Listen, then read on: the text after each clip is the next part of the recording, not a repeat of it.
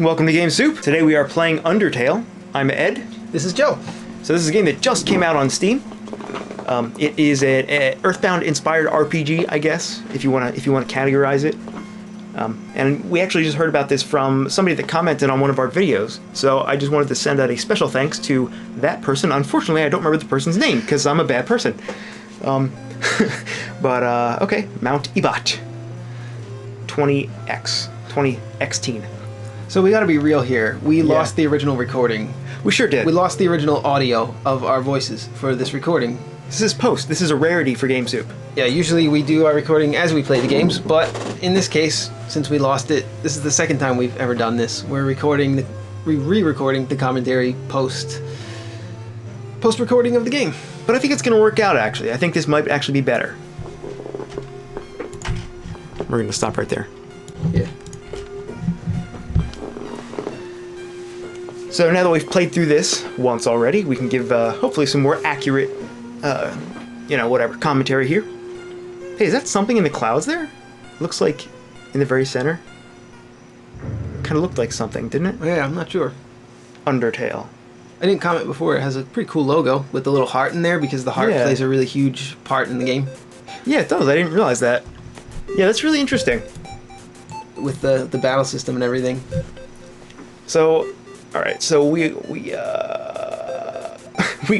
had to choose our. What did we choose our name as? I kind of forget. I made it Jetty. Oh, that's right. That's right. A combination of my name and your name. That's right. That's right.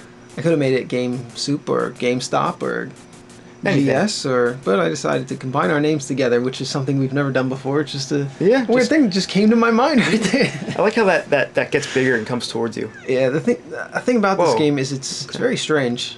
There's a lot of strange things that aren't really coherent with each other, but that's the style of the game, is that the things aren't really coherent. Yeah, and I really like that. Like it doesn't take long to grow on you. I really liked it. As soon as I saw this, I knew that this was going to be a game that I liked. When it's done on purpose, I think it can be really funny and really add to the game. Yeah, that's like the style of the game, is to be quirky and incoherent. But it's also consistently coherent and quirky. Incoherent. Right. Did you say incoherent? Yeah, incoherent in that you don't expect things to happen. Right. I guess maybe incoherent's not even the right word for it. No, it's not really easy to describe, I guess. Like, how would you describe Earthbound? It's kind of incoherent to a certain degree. Yeah. It doesn't always make sense. It doesn't make real-world logic sense, but man, it's so endearing. An LV instead of level, it stands for love. Yeah. And there's a lot of things in this game that relate to just the theme of love and hearts, pretty much. So you can see down here, we're controlling this heart, and that's actually, you can dodge attacks by moving around this box and avoiding projectiles that'll show up. Yeah, it's how the battle system works in the game, how you prevent damage. And now, by dodging. We want to collect these friendliness pellets. So here we were fooled. Oh. Get as many as you can. You idiot! Yeah, I love that. I love the abrupt change in the art there. God, it looks so evil here. And the letters, they shake and everything. It's a cool little touch. Yeah. It's really cool. You notice that on some old games too. Then it tells you to die. Yeah. How do you avoid it? You don't. So I really like this battle mechanic. I don't think I've ever seen anything like this before. In an RPG, at least. You know, like we were talking about this last time, where there's plenty of games that have battle systems like this. I think we mentioned Phantasy Star Online and Shining Force. Phantasy Star. Oh, not online. Yeah, sorry. Yeah. Phantasy Star, what, like 1 through 4, maybe? Yeah. And Shining Force. Yeah. And they have these first person. Also, Dragon Quest. You know, that whole series. They also Earthbound. A lot of games use this. Yeah, that's true. But the battles here are actually a little bit less detailed than Earthbound. Earthbound had those really trippy backgrounds. Do you remember those? Yeah. So this doesn't have so far. I mean, in the first part of the game, we didn't see anything real trippy as far as backgrounds in the battle sequences. We didn't see anything really particularly trippy, but the game is fairly trippy overall. Oh yeah. So essentially, we fell down this hole, and we're being led to safety by Toriel. And so this yellow star here kind of gives you like a very brief summary of what's happening, and also it's a save point. Right. Right. Yeah, it's very clear that it's a save point. It glows like a save point. It's good design. And I love the music in this. Yeah, I think that's one of the selling points. I think that's one of the major points of it. It seems more of a like an art project than like a difficult game, than like a challenge. It's more of like a playable art project. Not that, I mean, all games are art, but this game in particular focuses more on just wanting to show you things and show you some cool things, and not doesn't challenge you as much as a lot of other games do. Yeah, from what we played, I guess, roughly 40 or 45 minutes or so. I mean, it seems you can do pretty much, you can play the game in a couple of different ways, so it's really up to you. And what was I gonna say? Oh yeah, so you can either choose to act or fight when you come up into battle, and we'll get to that pretty soon, and you'll see. But you get different rewards. Sometimes you don't get experience or you don't get gold, which kind of raises a couple of questions about how you should play the game, or if there is an intended way to play the game, which I think is a really cool idea, to have the player be asking themselves maybe. So she wrote on the wall here with chalk what switches to push. We should have tried pushing that other switch and see what happened. I wonder what would have happened. I'm sure something. This game seems to have planned for every single contingency. Yeah. I'm sure you would learn your lesson. So the basic idea, okay, so here's our first battle coming up. So this is basically like the tutorial section, I guess. She's teaching us how to play this game. So you need to be prepared. Alright. Worry not, the process is simple. So it plays a lot like Earthbound in the battle mechanics, but there's a little bit more to it. Encounter a fight. While you're in a fight, strike up a friendly conversation. Yeah, I really did like the battle system in this. It's pretty unique.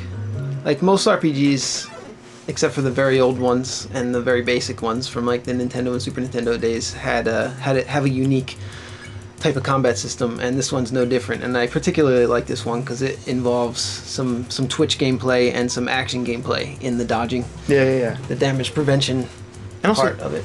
Yeah. This game sort of, especially right now, is sort of exuding charm. You kind of can't get away from it. Like no matter what you do here, you can talk to it or you check it, and either way, there's like a little bit of like it gives you a description. It's more than just this thing is looking at you. It actually gives you a description of what's going on. Like it's really descriptive, and everything here is charming. Some things talk to you that are really strange. All the animations are really nice too. Everything about it, it's really cohesive. I think it's incoherent but cohesive, which is very strange to say. So we've got a puzzle here, right? Something like that. And random battle. So this frog. Yeah, the battles in the game are random, which is a little bit archaic, but I think it's fine. So it didn't understand what we said, but was flattered anyway. And it's leaving. So you don't get experience for talking enemies away. You're with Toriel here. Right. Okay, so that was the hint for this. So the western room is the blueprint for this room, the eastern room. Right. So this is the puzzle, but she's gonna solve it for us, I guess. Not I guess, I know. Yeah, they really ease you into this one. Yeah. Which is good because so far it seems to be, it's gonna be heavy on puzzles from here on out. Not in a bad way. I really like them. They're unique. There's nothing too repetitive here, nothing that you've seen a million different times. And man, it's so weird. Oh yeah, so what could this be? Walk to the end of the room by yourself. Yeah, you kind of... So this, I won't spoil it for you what happens here. It builds up tension really well because of the music. The music starts to build here.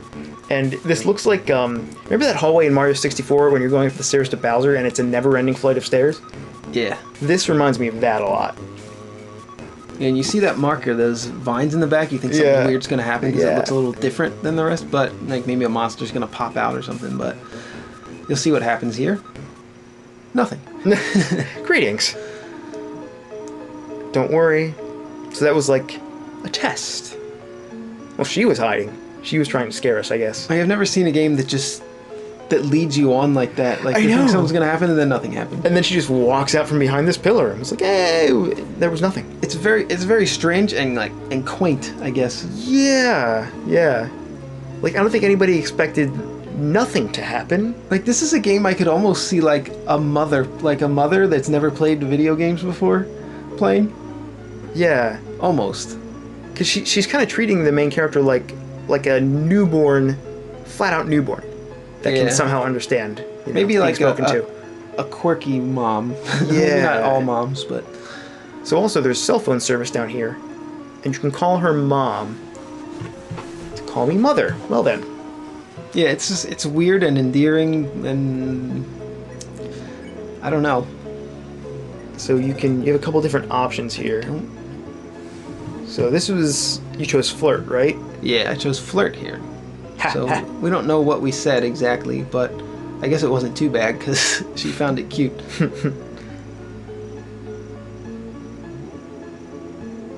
But as a player, I have a lot of questions. Like, I don't really know much about this new character that we just met.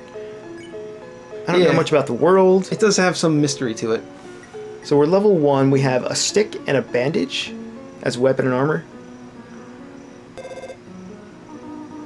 So I'm not really sure how the RPG elements here are going to evolve throughout the game. Yeah, like the experience. We tried in the beginning here. We tried doing a bunch of stuff without doing any actual fighting. I started trying the fighting out a little bit later, but we tried doing it without fighting here just to see how it works because it's different. There's not a lot of RPGs where the fights you don't fight. You don't have to fight. Yeah, but that kind of makes you. But we didn't gain any experience doing it, so I'm wondering how much that's going to play into it later. If it gets harder, if you don't have the experience. So I'm sure we'll figure that out, and we'll see how the game shakes out and how the way it's designed. But so far, I have high hopes that I think it'll be designed to be played either way. And the game actually, I noticed it doesn't tell you. It tells you that you can do this. You can have mercy on enemies, and you can act, threat or flirt or whatever. Right. But it doesn't tell you in what situation you want to use that. Because here, just as easily, you could fight this thing, you could kill it, or you could spare it. But which do you do? Is it situational? Like, is it enemy based? When would you want to do either of these things? So it's really unclear. So maybe it's just leaving the choice up to the player, as in you're sort of playing this game. You're sort of shaping the game that you want to play.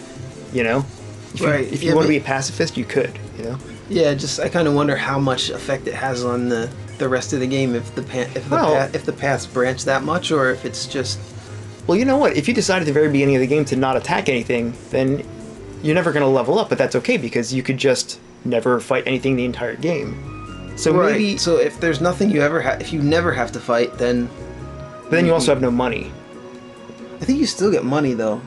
I think you still do get money if you don't fight. Okay, so maybe that's it then. Maybe you can not fight anything ever. So here we got a little greedy. Oh yeah, I kept just grabbing the candy. You feel like the scum of the earth. So I took a fourth candy and they spilled all over. Yeah, I love that. I think the graphic changed too, didn't it? Yeah. Yeah, that was awesome. This game plans for a lot of stuff that you wouldn't expect it to. It seems like an intelligent game. It's intelligently designed. Whimsun. So it's like a ghost with wings. What you said, yeah. Ghost with flies wings. So when you actually attack here, that's the graphic that you get. Right. And you want to get it towards the middle. Yeah, if you time it, it'll hit the middle. So I like that. It combines probably two of my favorite aspects of RPGs, like timed hits from Mario RPG, and that heart mechanic where you actually have free reign, and if you're good enough, you'll avoid attacks. Those are both really cool ideas. And they make your game feel more fair when you have the more control over your character, even especially in an RPG, the better it feels. So another frog battle here. I had a lot of trouble in this room.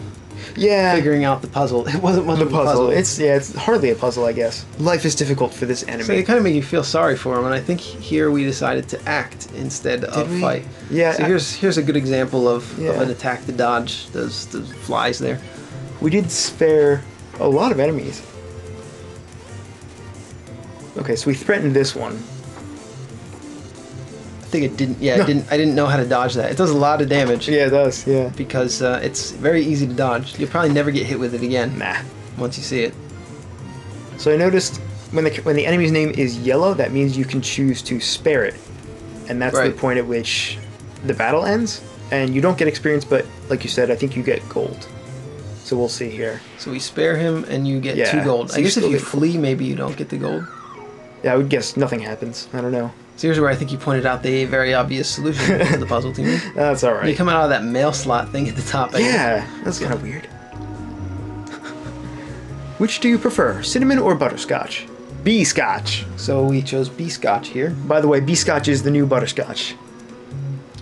We're calling it that from now on. Yeah. This is Toriel. You don't dislike cinnamon. Like, what other kind of game? It's the way that this is worded. Yeah. I know what your preference is, but... Turn up your nose. Yeah, the dialogue in particular. The choice of words. It's really goofy. Yeah, and we're in this underground cavern that's very dangerous, and she's worried about cinnamon and butterscotch. God, this game seems to out-weird and out-charm Earthbound at points. That's so strange.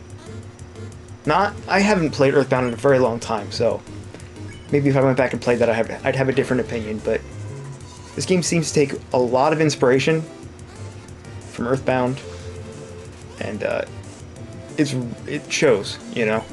You notice it in everything. Hop hop. So he says hop hop. So, and I think so far on Steam this game has had overwhelmingly positive reviews. Somewhere between 9 and 10, I think closer to 10 out of 10, and it's got a huge number of reviews. Either hundreds or, I think hundreds, maybe not thousands yet, but a lot. So a lot of people really enjoy this game for one reason or another, and I kind of understand why. You know, it appeals to a lot of different tastes. RPG fans, or Earthbound fans in particular. Earthbound has a diehard following. Yeah, I'm surprised that there aren't that many haters, I guess, that would give it like 1 or 2 stars, because like the graphics are an old style, and yeah. like it's an old style of gameplay almost. Like it's very simple. Introduces this, like this is unique as far as I know, but like the some of the battle style, they added a little twist to it, but you would think that there would be like maybe some younger kids or some people on there that don't understand this type of game that would think it stunk. But I don't know, maybe it just snowballed from so many positive reviews at first that a lot of people gave it a try, or maybe more likely I'm probably just wrong that this type of game is more loved than I thought. I hope so. I hope it is more loved, because it seems like it deserves it. So here's, I think, where we figured out this puzzle. Yeah. The leaves show where you can step up top. It's not too hard to figure out, which is the kind of puzzle I like in a game. I don't like a puzzle where you get stuck for too long. Anything that makes a player get stuck for too long, I don't really like in a game. That's not good. And a puzzle that's, if it's really hard, you feel better when you solve it, but I would rather it be in a game that's specifically a puzzle game. If the game is labeled as a puzzle game, like, for instance, an old game like Adventures of Lolo, if anybody's familiar with that, that's a game that's very, very difficult, mostly box-pushing puzzles. Yeah.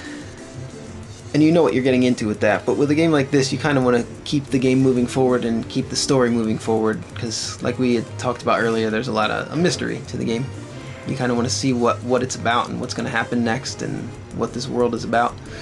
Yeah, it really draws you in pretty quickly. So I can't remember what we did here. We meow. Yeah, I love that the frogs say meow when they attack you. Yeah.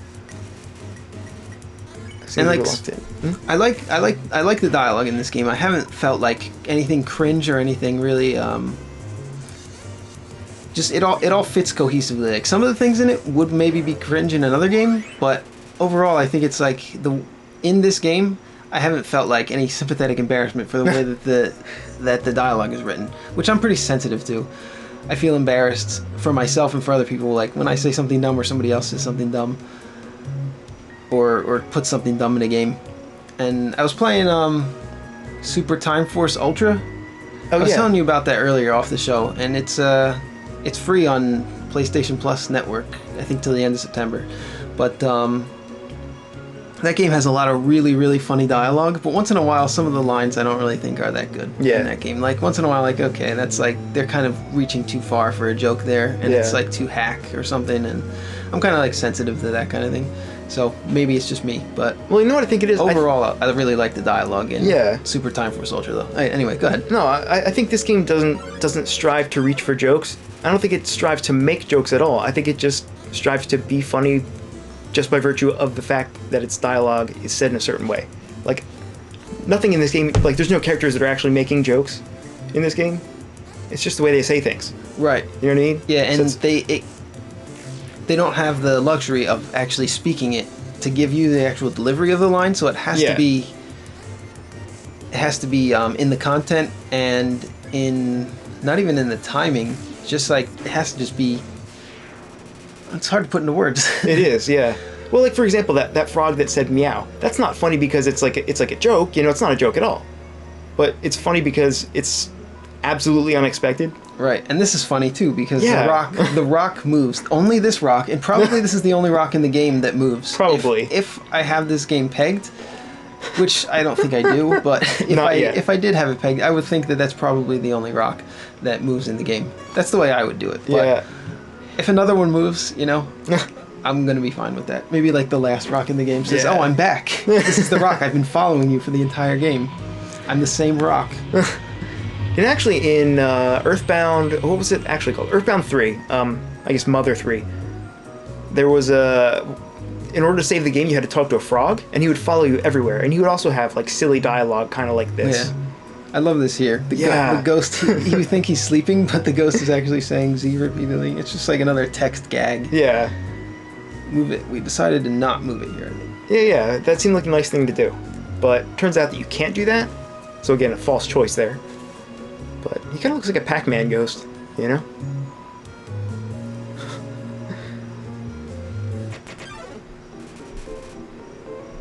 Nap, stab, look. Nap, stab. I didn't notice that. I just thought that was a weird word, but it's 3 words put together. It does seem like it. So he's like a depressed ghost that shoots tears at you, and I didn't realize that they came back around. Yeah, that's kind of surprising the first time. So pretending to sleep. So, you know, there's really no indication of what's going to work here. You kind of just have to guess. Which I guess is part of the fun, because you kind of want to see what everything does, right? Sorry. Aw, looks a little bit better. So we kept cheering him here, I think. Also, this music sounds like it's out of like a 30s, like a Western saloon, doesn't it? Yeah, a little bit. Reminds me of like Rocking Cats for NES, which we played on the show recently. So maybe this might come out before that episode, though. We might release it in a different order. Crying upwards, and what is Dapper Blook? I don't know. He made a hat out of his tears. You never expected that. This game's very hard to predict what's going to happen. It's strange that it's so weird, but it's also not alienatingly weird. Because you figure there's a very fine line between the two, you know? Like, shouldn't it put you off that this is happening right now? Any of this, you know? Like, this ghost is wearing a hat made out of tears. Yeah. And he's just saying Z repeatedly. But it's not. It's not at all. It's not at all alienating, which is cool. I certainly can't put into words. Yeah, it's like somewhat of an abstract art project, but it's not really that abstract. It's just abstract in the way that it plays, I guess, more than the way that it looks. Yeah, because mechanically, I don't know. Yeah, mechanically it's a little bit weird, but it's definitely easy enough to follow. It doesn't feel pretentious. I guess maybe that's what I'm looking to say. So we got a donut. Yeah, some spiders had a bake sale and gave you a donut. Of course. Okay. Of course. It didn't even animate any spiders coming. No. It's really simple. You know, this game looks and plays like it could actually be released on the NES, with the exception of the music, I guess. Yeah, and some of the graphics, I think. Yeah, that's true. But overall, like the color palettes are pretty. Yeah, they're pretty simple. I think it's probably higher res than an NES game, though. Oh yeah, you're right. So maybe Super Nintendo. Food made by spiders for spiders of spiders. And it wouldn't look that bad for Super Nintendo either. No, like that bad. It would fit on Super Nintendo. I don't know if this would ever come out though, because back then you had to like have some people backing your game. And no businessman is going to see this and back and get behind this, which is why I think games are in the best place they've ever been in history. Video games and board games, for that matter. But you know, if this did come out on the SNES, it would stand similarly to Earthbound. I'm sure it would have a cult following. Yeah, I think so. It would be great to have, you know, 2 of that kind of game on the SNES. I'm sure there's more than that, but 2 Earthbound-like games. And here we discovered that he says you're merciful for a human, because we showed some mercy during the game, and we thought maybe he says that only if you have been merciful. He probably gives you this tip though, either way, that if it's yellow, or if an enemy's name is yellow, it means that you can avoid them. Yeah, that's when you get the chance to spare them and yeah, it's called mercy. And right? the fight. Yeah, yeah. So it seems like you kind of have to stick to one method or the other. Like if you're gonna fight, you should fight all the way through. If you're not gonna fight, you should not fight all the way through. So I don't really know. Yeah, we're gonna have to see how this plays out in the long run. Again with the cell phones. Hello?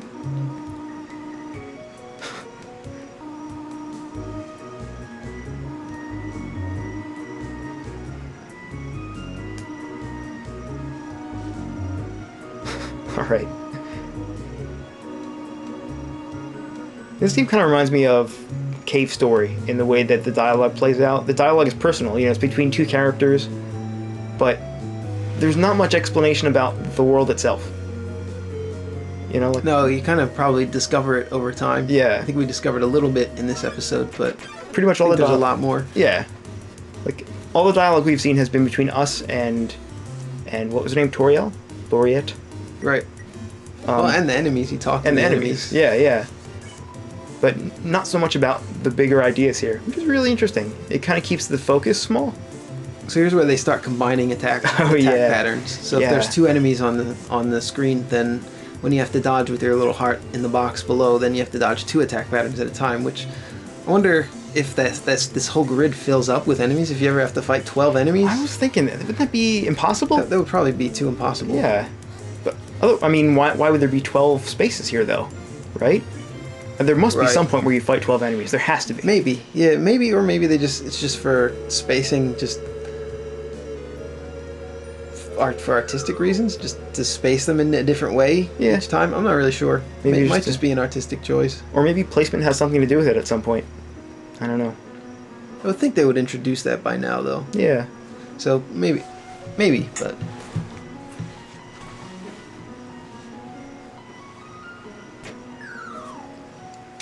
So here we press the switch and we realize that there was items in the other fall down area. Fall down rooms. Yeah, there's a lot of those here. Yeah. Like in Star Tropics 2 for Super Nintendo. Oh yeah, that's right. Not Super Nintendo, for NES. And our ghost friend is down here. I like how he doesn't use any capital letters, so when he says I, it's just lowercase I. Yeah, is there any capital letters? There are capital letters in the game, right? I think so, yeah. Yeah, that's interesting. That's kind of quirky. Yeah. Kind of denotes lower self-esteem, maybe? I don't know. Yeah, there are capital letters, so I thought there were. Yeah, you're right. You can look at that and be like, what does it mean when there's, you know, no uppercase letters, no capital letters? Filthy single-minder. You made a really good observation about that. Yeah, because he's an insect, and some insects, especially like bees, he looks kind of like a bee too. Maybe he's supposed to be a bee, but like insects, sometimes they have like it's called a hive mind, you know, like ants and bees. Yeah, like they sort of think as a collective, like a group, you know. So he calls you a filthy single mind. So if you're like a human or a mammal, I guess you have a mind of your own. And all he does there is dance. You don't have to avoid anything. And he's happy, which is really strange. So I think we chose mercy here. Yeah. And if you choose spare, I think you get gold. We haven't tried flee yet. And we haven't needed to. I imagine at some point we're going to want to use that. Maybe not. Okay, so we got faded ribbon here, which faded ribbon. Yeah, it's an armor, equipment, right? Yeah. There's not a lot of equipment in the game either. So far, yeah. So this one actually attacks you. Yeah, the equipment though, all you have is armor and a weapon. There's not like a bunch of slots like an MMO or Diablo or something like that, or even a traditional RPG. Yeah, it really boiled down the RPG elements to like probably their simplest forms. Right, and I mean they added this though, this type of battle, the way that they did the battle system. And this marker here where you get, you know, when you hit in the center there at the bar, that reminds me a lot of Resident Evil Gaiden. I'm assuming you didn't play that. No. But I played a little bit, I guess in high school? I can't remember. But it had a similar system, sort of like a turn-based zombie shooting game, and a system very similar to that, where you just had to get the timing right. So we have a spider donut. We still have that, and a bandage, and lots of candy. Yeah, because I was ready. No. It has already been used several times. So I'm not sure what that means, though, because it's something that you equip, but it said that it heals 10 HP. Yeah, we didn't figure that out. Faded ribbon. Yeah, okay. Also, I wonder if there's a max level here. The game itself, from what I've heard, is only about, I guess, 6 to 8 hours. Yeah, you were saying that. So I'm not really sure maybe if there's a max level, if it's really high or if it's really low. So, oh, and this guy, yeah, this guy is, what did I say? Mike from Monsters Inc? Yeah, Mike Wazowski. Luke's Looks like he has teeth at the bottom, though. Yeah, it does. Teeth at like his crotch area, almost. That's really awkward. What an eyesore. And the graphics are a little they kind of look like they were drawn by a little kid. Yeah. But like a little bit better. Because, I mean, they certainly could have put color into these enemies, but all the enemies are black and white. Yeah. Why is that? Style choice. Yeah. So here's another puzzle. Nothing happened. So we learned that we got to read these signs. Yeah, they seem pretty helpful. So the far door is not an exit, it marks a rotation in perspective. So it looks like there's 3 switches. Yeah, it took us a little bit to figure this one out. Yeah. I've never seen a puzzle quite like this. It's sort of like Fez, how like in Fez you rotate the yeah. And it's awkward because it doesn't really follow physics, and neither does this really. No. It doesn't follow like the space that you're in. That's a great comparison, by the way. It's sort of like Fez. It's like this puzzle is a Fez puzzle. This game is now called Manual Fez. Yeah. So we have to go through the next room here, and the trick here. Yeah. So this is okay. There's a blue switch behind the pillar. So I like that. When you fall down 2 or 3 times, the game actually tells you. Yeah. Yeah, it's nice because you don't want to get stuck this early. A lot of old games wouldn't do that. And then you would just never play it. You would just stop playing it because it would be frustrating and boring, but I like when they tell you where to go. Yeah. At least after a little while. I like that. Because that's the game acknowledging that maybe it's not totally fair. Like in that previous room, the game knows that it's not fair to put a blue switch behind a pillar that you can't see. You know? Yeah, if you didn't figure out the clues. Yeah. Which we probably should have figured out the clues, but I think we were too busy running our mouths. Oh yeah, there's a lot of that here. And it didn't matter because it got deleted. Yeah, all that. So here we are again. It was good practice, though. Or not even got deleted, it just didn't record. Yeah, that was ridiculous. That's happened so many times. Yeah, that happened on one episode when we were playing Mercenary Kings. That happened on one episode 2 times in a row. I know. We recorded it while we were playing it. Then we re-recorded it. The re-recording didn't work, and we re-recorded it. And the second recording that we lost it was really funny. It was some of our best Game Soup material, but lost forever. No one will ever know, yeah. Yeah, we were dying laughing. Luckily for you, I keep a microphone recording in my room at all times. Oh, why didn't you use it? In the episode? Oh, because you didn't want me to know about your secret microphone. Yeah. So I think this is where we discovered that you can eat this enemy. Oh, that's right. So farmed locally, very locally. Like, it's stuff like that. It's very Monster Party-ish. Yeah, Earthbound or just any game with quirky dialogue, I guess, yeah. I think we tried dinner here. Offers a healthy meal. Oh yeah. So when you hit dinner, I think they give you a green one here, which I'm assuming gives you some health, but we couldn't get to it. Yeah, good luck catching that. You had like a second. Took a bite. All right. So that's interesting because it kills them and heals you. I like the music too a lot. I think I already said that, but especially the battle music too.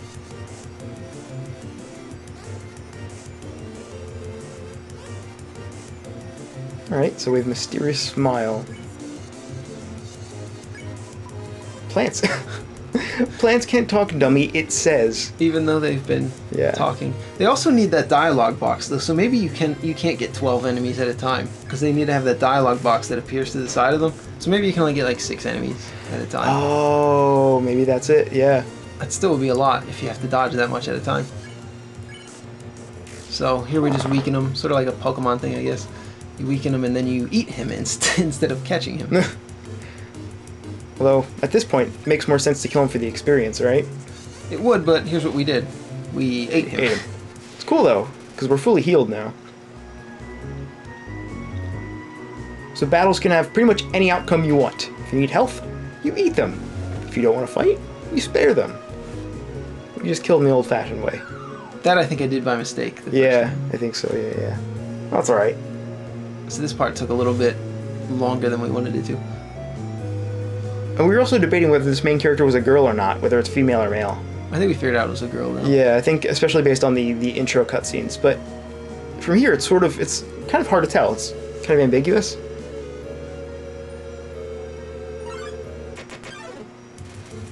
Especially because of the the low level of detail. Again, very Earthboundy. Almost exactly that same level of detail. I love this. I see corn. I think I saw a peanut. Yeah, might have been a cucumber or something. Oh, maybe, yeah. Very locally. A banana. I see maybe a pineapple. And I think I saw an eggplant, too.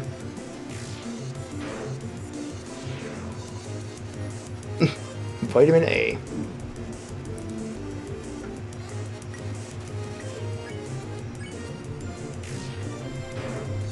Alright. Yeah, there are a fair amount of random encounters so far. Oh, those are onions. They've got to be onions. Yeah. Maybe it had little eyes on it or something. Maybe garlics, I don't know. Oh, that's true. Maybe it was garlic. Oh, I don't know. It's not too important. Yeah, it's just interesting. Interesting to see a system like that in an RPG. Your love increased. Not your level. Your love. Yeah, so here's another thing. We figured out, finally, by here, that the, well, we knew the switches were behind the pillar, but we figured out where that one was and which one to push and everything. And so here, like, what is that? Yeah, we couldn't figure if that was a cross or an arrow or what was going on there. And that thing looked scary, and I said we should make our home here. That so we tree left. there. Yeah. That gnarly tree. And so here, this is... I don't get this. This whole screen is really strange. The only thing that's in here so far is this toy knife, which is an equipment upgrade, weapon upgrade, but what's all this other stuff? What's in the background here? Yeah, the perspective's really weird, too.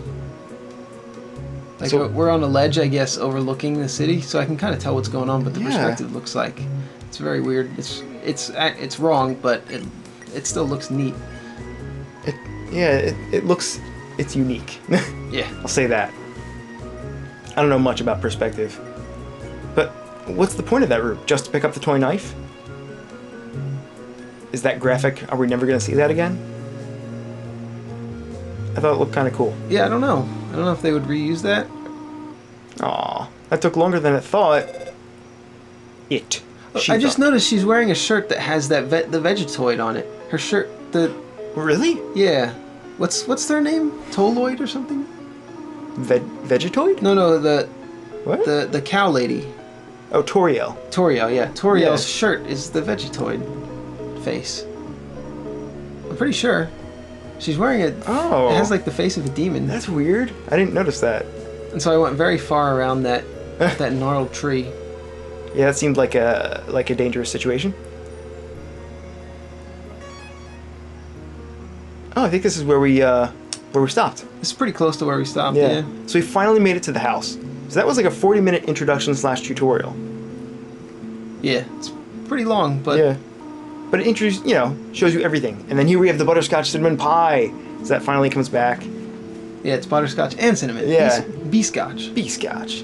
I really like that, how it came around. It seems like your decisions are going to matter somewhat, which is nice. Snail pie. So we'll actually call it here, and thanks for watching Game Soup.